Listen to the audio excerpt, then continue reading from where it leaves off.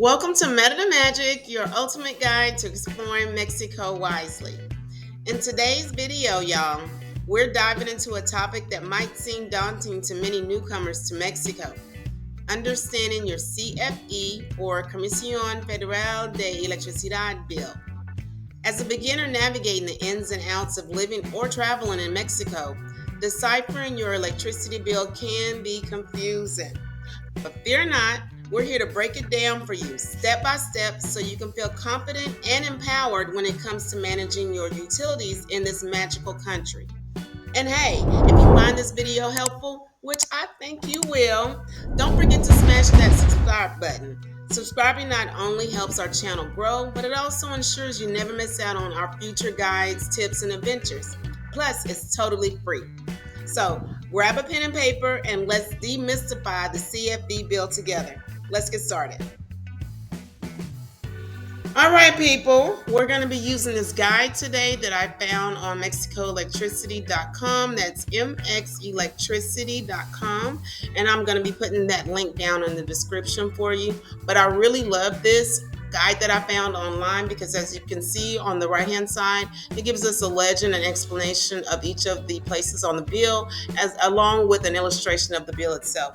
And this bill that they're showing right here is very true to form. So this is what we're going to be using for this video. Let's begin with the service number. This is your account identifier, a unique number that links your bill to your specific address and meter. You'll need this when making payments or when you have questions about your bill. You can see that is number 1 right up there in the left-hand corner. Now, number two. Next up is tariff.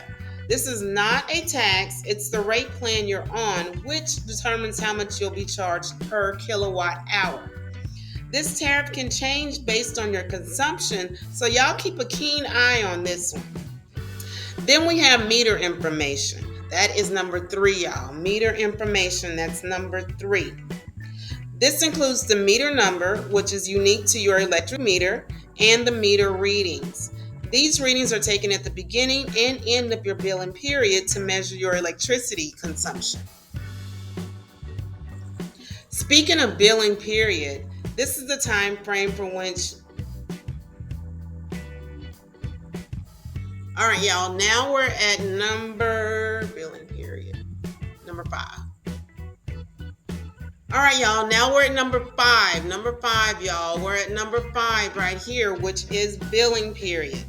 Now, this is the time frame for which you're being billed. It typically spans for 1 month, but it can vary. Always check the dates to ensure you're being billed for the correct period.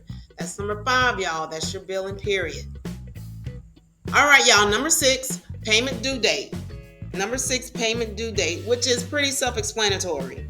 It's the last day that you can pay your bill without incurring late fees. Mark this date on your calendar, set a reminder, do whatever it takes to avoid those late charges.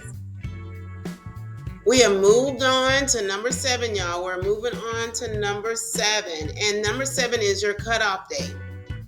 Just like you have your payment due date at number 6, right next to it, number 7 is your cutoff date. And that's the date that all your stuff will be cut off if you don't have it paid by. So be very, very mindful of your cutoff date. Now, this is the meat of your bill. It's calculated by multiplying your consumption in kilowatt hours by the price per kilowatt hour, based on your tariff. Now, this section also includes any additional charges or fees that may apply to your account. Throughout this process, you might come across some jargon or complex terms. Don't be afraid to ask questions or look up these terms online. Understanding them will help you better manage your electricity costs. Okay, y'all, if you're following along with us, we're at number 9 right over here in the little legend thing that we have going on, and number 9 over here on the illustrator. So this is all of our line item types, all right? So we're going to start with the consumption, which is simply the amount of electricity that you've used, measured in kilowatt hours or kWh. This number fluctuates based on your usage and can be seen in the consumption section of your bill. All right, next is your price per kilowatt. This is the rate at which you're charged for your electricity bill.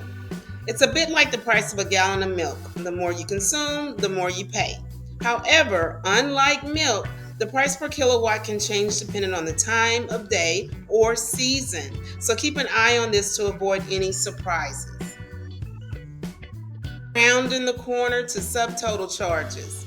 And they are the sum of your electricity consumption multiplied by the price per kilowatt hour. This is the initial cost of your electricity before any additional fees or subsidies are added. Speaking of which, let's move on to the high usage warning. If your consumption exceeds a certain threshold, you may receive this warning. And that's going to be right in here, y'all, number 16.